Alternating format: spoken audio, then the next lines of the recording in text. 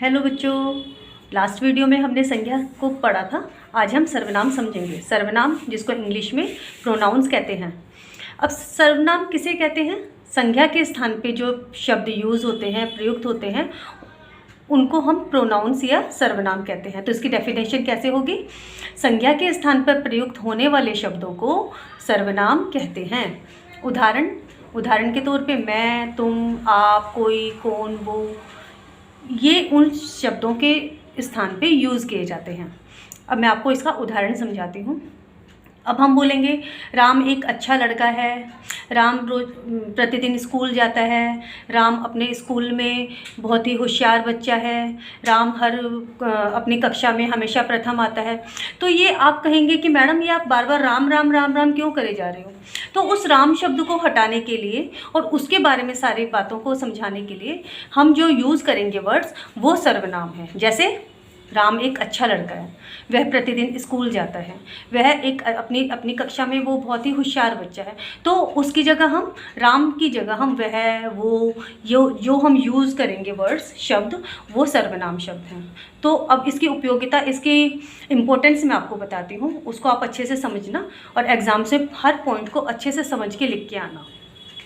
संज्ञा शब्दों की पुनरावृत्ति से बचने के लिए सर्वनाम शब्दों का प्रयोग किया जाता है। पुनरावृत्ति मतलब बार बार एक ही शब्द का प्रयोग, एक ही शब्द के प्रयोग से बचने के लिए सर्वनाम शब्दों का प्रयोग किया जाता है।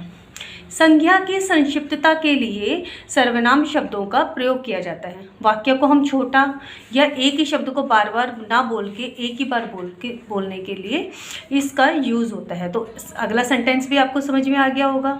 अब नंबर 3, भाषा की सरलता व सुंदरता के लिए सर्वनाम शब्दों का प्रयोग होता है। जैसा मैंने आपको पहले समझाया, बार बार राम की पुनरावृत्ति हो रही है, सुनने में बहुत अजीब लग रहा है।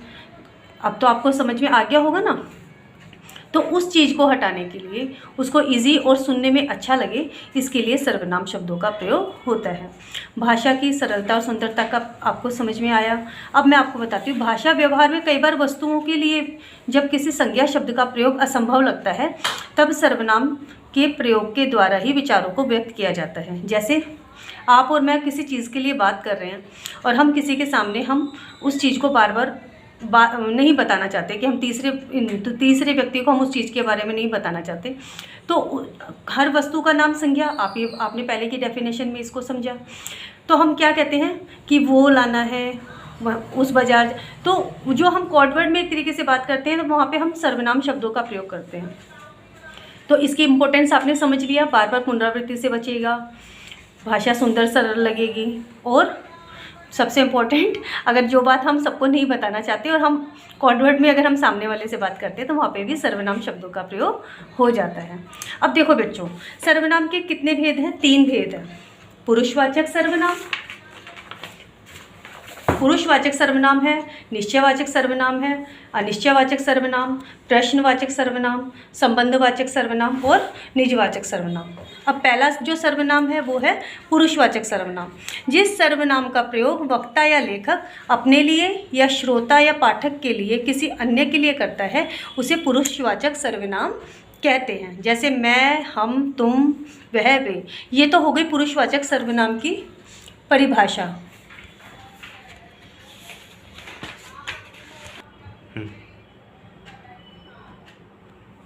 पुरुषवाचक सर्वनाम जो है, उपयुक्त परिभाषा के आधार पर हम इसके 3 प्रकार बताते हैं। अब 3 प्रकार कौन से होते हैं? उत्तम पुरुषवाचक सर्वनाम, मध्यम पुरुषवाचक सर्वनाम और अन्य पुरुषवाचक सर्वनाम। ठीक है। अब मैं आपको इसकी डेफिनेशन बताती हूँ उत्तम पुरुषवाचक सर्वनाम की। जिस सर्वनाम का प्रयोग वक्ता या लेखक अपने लिए या किसी अन्य के साथ अपना संबंध बताने के लिए करता है, उसे उत्तम पुरुषवाचक सर्वनाम कहते हैं। उसमें कौन जैसे इसमें क्या आएंगे? मैं, हम, मेरा, हमारा, मुझे, मेरे लिए, हमारे लिए, मुझसे, हमसे। जहाँ पे भी आप ये सेंटेंस पढ़ेंगे, जहाँ पे मैं, मेरा, हमारा, हमारे लिए, ये शब्द का प्रयोग, इन शब्दों का प्रयोग होगा, वहाँ पे पुरुषवाचक सर्वनाम होता है। जैसे मैं बाजार जा रहा हूँ, तो मैं बाजार जा रहा हूँ वो अपने लिए बता रहा है, तो वहाँ पे उत्तम पुरुषवाचक सर्वनाम हो गया। फिर अगला जो है इसका पार्ट मध्यम पुरुषवाचक सर्वनाम। जिस सर्वनाम का प्रयोग सुनने वाले या पढ़ने वाले के लिए तथा किसी अन्य के साथ उसका संबंध बताने के लिए किया जाता है उसे मध्यम पुरुषवाचक सर्वनाम कहते हैं। जैसे तू, तुम, तुम्हारा, तेरा, तुझसे, तेरे लिए आदि। अब इसका उदाहरण क्या है? पहले उत्तम पुरुष में था मैं, मेरा, तो मैं बाजार जा रहा हूँ, मैं ये सामान ला रहा हूँ। जहाँ पे मैं आ जाता है वहाँ पे उत्तम पुरुषवाचक। अब यहाँ पे मध्यम पुरुषवाचक में तुम, तेरा ये सब आया तो तुम बाजार जा रहे हो, तुम क्या लेके आते हो। वहाँ पे जहाँ भी तुम आ गया वहाँ पर मध्यम पुरुषवाचक सर्वनाम होता है। इसका अगला पार्ट है अन्य पुरुषवाचक सर्वनाम। जिस सर्वनाम का प्रयोग किसी अन्य के लिए किया जाता है उसे अन्य पुरुषवाचक सर्वनाम कहते हैं। जैसे वह, वे, उसे, उन्हें, उसका, उनका, उससे, उसके लिए आदि। अब इसका मैं उदाहरण थोड़ा सा अलग है, ये आप मेरा उदाहरण समझ के फिर आपको ये अच्छे से समझ में आएगा। राम ने श्याम से कहा कि मोहन कल वहाँ आएगा। राम ने श्याम से कहा कि मोहन कल वहाँ आएगा। दो लोग आपस में बात कर रहे हैं किसी तीसरे के लिए। इसमें राम और श्याम दोनों क्या हो गए? वक्ता हैं, आपस में बात कर रहे हैं। परंतु मोहन अन्य पुरुषवाचक सर्वनाम है, तो इसलिए इस सेंटेंस को आप इस तरीके से समझें कि जहाँ दो व्यक्ति आपस में बात कर रहे हैं और किसी तीसरे पर्सन की बात हो रही है तो वहाँ पे अन्य पुरुषवाचक सर्वनाम होता है। तो उत्तम पुरुषवाचक सर्वनाम, मध्यम पुरुषवाचक सर्वनाम और अन्य पुरुषवाचक सर्वनाम। आई होप आपको ये तीनों उदाहरण अच्छे से समझ में आ गए होंगे। अब इसका तीसरा भाग है, जो इसका दूसरा नंबर है। जो पहला जो था वो आपको अच्छे से समझ में आ गया, पुरुषवाचक सर्वनाम। अब जो दूसरा है वो है निश्चयवाचक सर्वनाम। जिन सर्वनामों से निकट या दूर के व्यक्तियों या वस्तुओं का निश्चय प्रयोग होता है वहाँ पे निश्चयवाचक सर्वनाम होता है। जैसे यह, वह, यही, वही, इसी, उसी। अब इसमें मैं आपको उदाहरण के द्वारा अच्छे से समझाती हूँ। यह पुस्तक मेरी है, वह मकान मेरा है। अब देखो, यह यानी दिस, वह यानी डैट। ठीक, यह पुस्तक मेरी है या फिर यह पेन मेरा है, वो मकान मेरा है। तो यहाँ पे निश्चयवाचक है कि हाँ ये पेन है, पेन की बात हो रही है, पेन मेरा है। यह पुस्तक की बात हो रही है, पुस्तक मेरी है। वो मकान, वो दूर वाला, वो सामने वाला मकान मेरा है। तो निश्चयवाचक सर्वनाम। अब मैं आपको इसका तीसरा पॉइंट समझाती हूँ, अनिश्चयवाचक सर्वनाम। जिन सर्वनामों से किसी अनिश्चित व्यक्ति, वस्तु, स्थान का बोध होता है उसे अनिश्चयवाचक सर्वनाम कहते हैं। जैसे कोई, कुछ, किसी, कहाँ, कभी, मतलब जहाँ पे कोई निश्चय ना हो। ठीक है, अब मैं आपको इसमें बताती हूँ कि इसका उदाहरण है कि दरवाजे पर कोई है।